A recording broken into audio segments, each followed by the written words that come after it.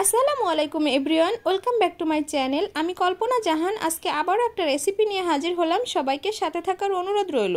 আজকে আমি বানাবো কাঁচা আম দিয়ে মসুর ডাল। এই ডালটা কিন্তু খেতে খুবই মজা লাগে।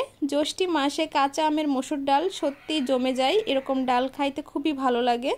তো আজকে আমি এখানে হাফ কাপ মসুর ডাল নিয়েছি। ডালটা আমি ভালো করে ধুয়ে নিব। আর এখানে আমি একটা প্যানে 2 কাপ মতো পানি দিয়ে দিচ্ছি। এখন ধোয়া ডালটার সাথে কিছু কাঁচামরিচ দিয়ে একবারে আমি দিয়ে দিচ্ছি পানির ভিতরে। আর দিয়ে দিচ্ছি একটা পেঁয়াজ কুচি আর কিছু রসুন কোয়া আর 1 চামচ লবণ। লবণটা পরে যদি লাগে আবারও দিব। এখন সমস্ত উপকরণগুলো একটু মিশিয়ে নিচ্ছি।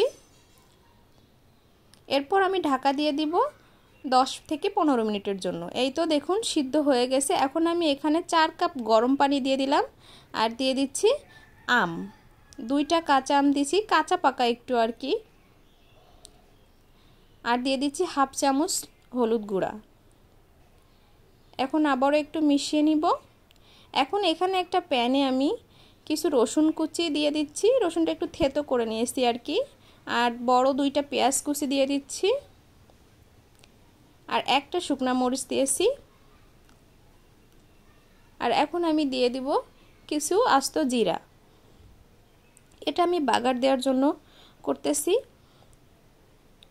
একটু ভালো করে ভাজা ভাজা করে নেব। একটু লাল লাল হয়ে আসলে আমি এটা ডালের ভিতরে দিয়ে দিচ্ছি। এই তো ডালটা আমার প্রায় রেডি হয়ে গেছে। এখন সার্ভ করার পালা।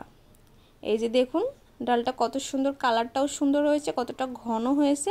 আর এই ডালটা স্বাস্থ্যের জন্য উপকার। আম ডাল খেতে খুবই ভালোও লাগে।